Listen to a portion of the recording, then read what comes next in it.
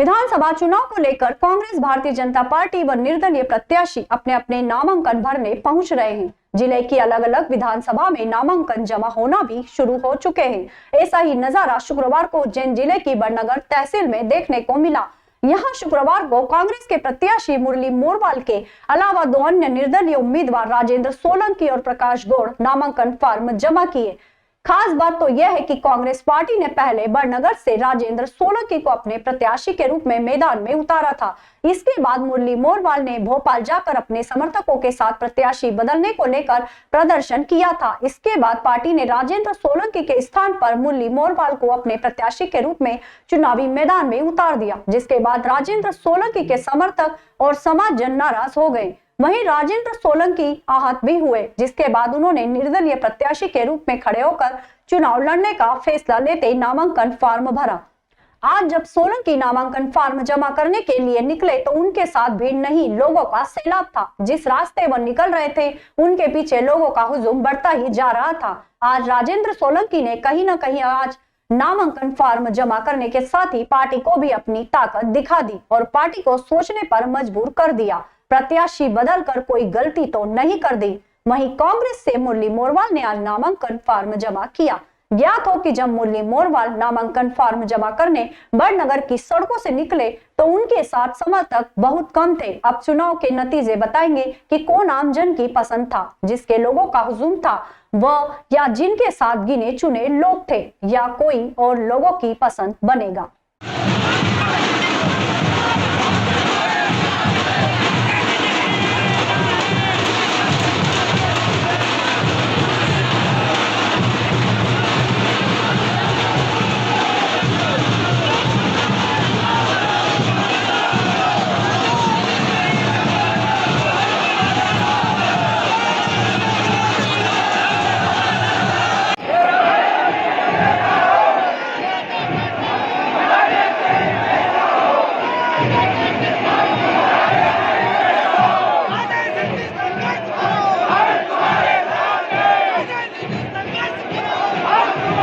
समर्थन तो आपने देखा ही है कि किस प्रकार मिल रहा है। थोड़ा समर्थन बड़नगर क्षेत्र का मेरे पास कांग्रेस द्वारा मुझे दी गई थी, मेरा लिस्ट में नाम आया था और बिना किसी कारण के टिकट परिवर्तित कर दी गई। क्यों परिवर्तित कर दी गई उसका कोई कारण नहीं है, ना कोई मेरा कोई आपराधिक रिकॉर्ड है, ना मैं ऐसा भी नहीं कि मैं सर्वे में नहीं था।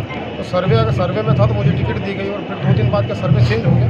इन सब बातों को लेकर नामांकन दाखिल कर रहा हूँ और चुनाव आपकी टिकट बदली तो आपने वरिष्ठ कांग्रेस के कार्यकर्ता हो? मेरी किसी से कोई चर्चा नहीं हुई, ना मेरे पास कोई फोन आया। अगर आप सब पार्टी वाले बोलते हैं कि बीच चाहिए, क्या आपका? ऐसा नहीं, पार्टी वाले दी क्यों, अगर काटनी थी नहीं देनी थी, नहीं देते तो हम काम करते हैं।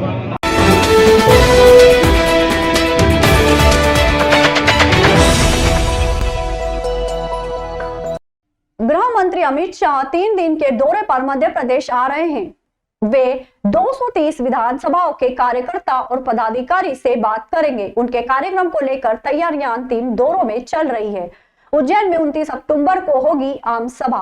मध्य प्रदेश विधानसभा चुनाव के दौरान पदाधिकारी और कार्यकर्ताओं में जोश लाने के लिए देश के गृह मंत्री और भारतीय जनता पार्टी के वरिष्ठ नेता अमित शाह 3 दिनों के दौरे पर मध्य प्रदेश आ रहे हैं। गृह मंत्री के दौरे को लेकर सांसद अनिल फिरोजिया ने जानकारी देते हुए बताया कि गृह मंत्री अमित शाह संभवतः 29 अक्टूबर को उज्जैन पहुंचेंगे। उनके कार्यक्रम को लेकर तैयारियां की जा रही है। जल्द ही रूपरेखा तैयार होकर हमारे पास आएगी और उसी हिसाब से और भी बेहतर तैयारियां की जाएगी। आपको बता दें कि गृह मंत्री विधानसभा क्षेत्र जनता से वोट के लिए अपील करेंगे। अमित शाह जी का 28 तारीख को उज्जैन आगमन का अभी हमको सूचना मिली है और हम भारतीय जनता पार्टी उसके लिए, उनके इस कार्यक्रम के लिए तैयारियां में जोर शोर से तैयारियां लगी है। अभी उनका जो है ऑफिशियली दौरा आने वाला है टाइम टू टाइम, तो उसके बाद ही हम आपको पूरी जानकारी दे पाएंगे।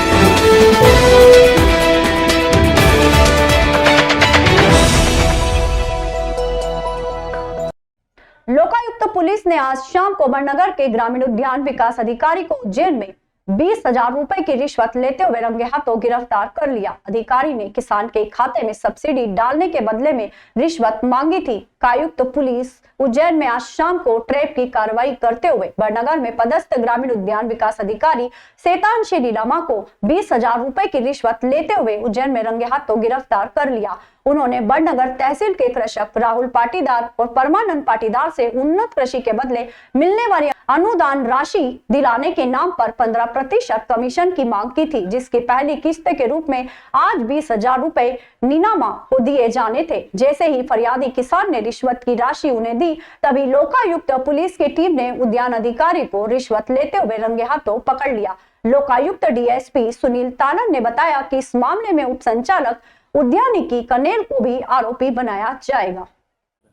ये बड़नगर के ग्रामीण उद्यान विस्तार अधिकारी श्री शैतान सिंह नीलामा हैं, जिन्होंने ग्राम मलोड़ा तहसील बड़नगर के 2 आवेदक हैं, राहुल पाटीदार और उनके कजिन हैं परमानंद पाटीदार। ये दोनों उन्नत कृषि करते हैं, जिसमें कि सब्जी की खेती पॉली हाउस में की जाती है, जिसके अंतर्गत शासन की योजना के अंतर्गत इनको सब्सिडी मिलती है।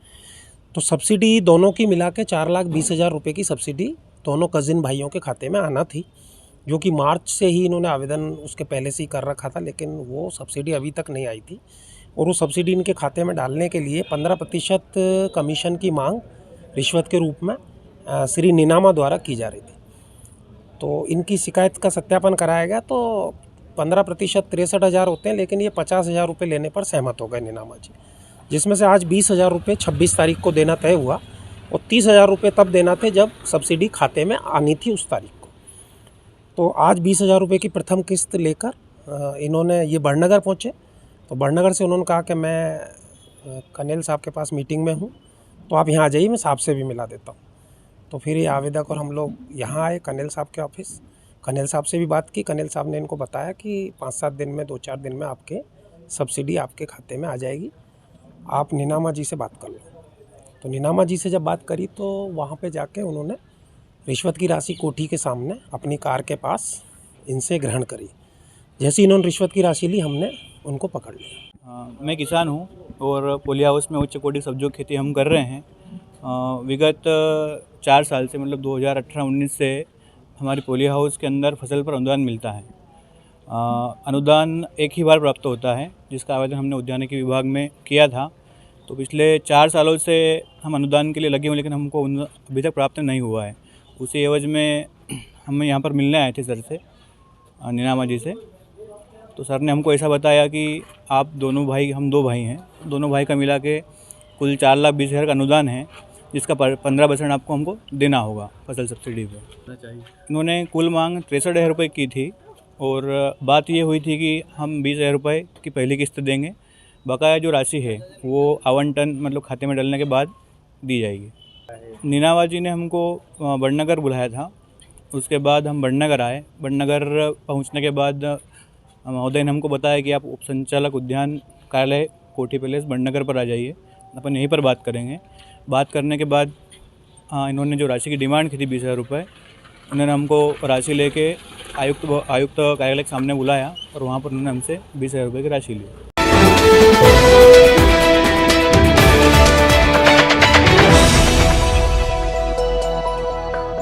उज्जैन शहर की दक्षिण विधानसभा 217 से कांग्रेस प्रत्याशी चेतन प्रेम नारायण यादव ने अपने अधिवक्ता और कांग्रेस प्रभारी शोभा ओझा, कांग्रेस के वरिष्ठ कांग्रेस कार्यकर्ता के साथ कोठी रोड स्थित निर्वाचन कार्यालय में अपने शुभ मुहूर्त में नामांकन दाखिल किया। नामांकन दाखिल करने के पश्चात मीडिया से रूबरू होते हुए उन्होंने कहा कि जनता यहां के भ्रष्टाचार से परेशान हो चुकी है। चुनाव जीतने पर महाकाल दर्शन फ्री में कराए जाएंगे और सरकार बनते ही पहले कैबिनेट उज्जैन में लगेगी। अमित शाह के उज्जैन आने पर बोले, आना चाहिए, स्वागत है, लेकिन साथ ही जनता को भी जवाब भी देना होगा कि जो 15 लाख रुपए खाते में आएंगे उसका क्या हुआ। 2.5 करोड़ युवाओं को रोजगार देने की बात कही थी, उसका क्या हुआ। 12 साल की नाबालिग से दुष्कर्म मामले में कहा कि कितने विभक्ति घटना हुई, लेकिन कोई मंत्री विधायक इस मामले में बोलने नहीं आया। अमित शाह के आने से उन्हें याद आएगा कि उन्होंने जनता से क्या क्या वादे किए थे और क्या क्या पूरे किए। कांग्रेस पार्टी के शीर्ष नेतृत्व ने मुझ में विश्वास किया है। मल्लिकार्जुन खड़गे साहब सोनिया गांधी जी, राहुल गांधी जी, हमारे स्टेट इंचार्ज साहब और उससे महत्वपूर्ण हमारे मध्य प्रदेश के यशस्वी पूर्व मुख्यमंत्री कमलनाथ जी साहब ने और अन्य समस्त बड़े लीडरान ने हम लोगों पे विश्वास जाहिर किया है और निश्चित रूप से उनके विश्वास पर हम लोग खरे उतरेंगे और कांग्रेस के पक्ष में विजय श्री वरण करेंगे और कमलनाथ जी को मुख्यमंत्री बनाएंगे। और इतनी सारी यादें आएंगी जिस यादों के अंदर लोग देखेंगे 15 लाख आए कि नहीं आए हैं, लोग देखेंगे कि रोजगार 2.5 लाख 2.5 करोड़ रोजगार आए हैं कि नहीं आए हैं। अमित शाह जब आएंगे तो बात होगी कि वो कौन सा वाला, वो बेटी पढ़ाओ को बेटी पटाओ बोल गए थे जो, वो भी याद आएगा। फिर उसके बाद याद आएगा इस मध्य प्रदेश में कैसे हमारी बहनें बेटियों को असुरक्षा के वातावरण में रह रही हैं। लोगों को याद आएगा कि उज्जैन शहर के अंदर इसी भारतीय जनता पार्टी के राज्य में हमारे यहाँ एक मासूम बालिका का बलात्कार होता है और कोई मंत्री कुछ नहीं बोलता है, कोई विधायक कुछ नहीं बोलता है, कोई अमित शाह जी कुछ भी नहीं बोलते। तो आना चाहिए उनको, सब लोगों को सब कुछ याद आएगा उनके आने से। तो हम तो कहते हैं कि उनके आने से वो सारी काली यादें भी उनके साथ आएंगी, जिसकी वजह से हमको जनता को नहीं समझाना पड़ेगा कि हमें उनको क्यों कांग्रेस को वोट देना चाहिए। देखिए, दोनों ही हमारे कैंडिडेट बहुत ही अच्छे हैं और मुझे पूरा विश्वास है कि उज्जैन की जनता इस बार उत्तर और दक्षिण दोनों में ही चेतन और माया को जिताएंगे, भारी बहुमत से जिताएंगे। और जो एक माफिया राज जो जमा हुआ, एक भ्रष्टाचार का जो तांडव हमने उज्जैन में देखा है, यहाँ तक कि महाकाल लोक को तक भारतीय जनता पार्टी ने नहीं छोड़ा, सिंहस की ज़मीनें हड़प ली, तो उज्जैन को जरूर निजात मिलेगी इन भ्रष्ट लोगों से। और ये दोनों ही माया और चेतन अच्छे जन सेवक साबित होंगे, इस बात का मुझे पूरा विश्वास है। तो उज्जैन से कांग्रेस की जीत से जो शुरुआत होगी, तो कांग्रेस की सरकार मध्य प्रदेश में बनेगी। आदरणीय कमलनाथ जी ने घोषणा करी कि जब सरकार बनेगी पहली कैबिनेट की बैठक उज्जैन में होगी, तो हमें उस दिन का इंतजार। बड़े बड़े मंत्री अमित शाह जी भी उज्जैन आ रहे हैं और रात्रि विश्राम भी है। उज्जैन की जनता, चाहे अमित शाह आए, चाहे मोदी आए, चाहे शिवराज सिंह आए, उज्जैन की जनता अपना दर्द समझ रही है। जहाँ पहले मंदिर में प्रवेश के लिए पैसे नहीं दिए जाने पड़ते थे, दर्शन मुफ्त में होते थे, आज वहाँ 750 और 1500 तक के रुपए लोगों को देने पड़ते हैं, परेशान होते हैं। जो हमारे रोज़ मंदिर जाने वाले लोग हैं, जो स्थानीय हमारी जनता है, वो आज पैसे दे दे के परेशान हैं।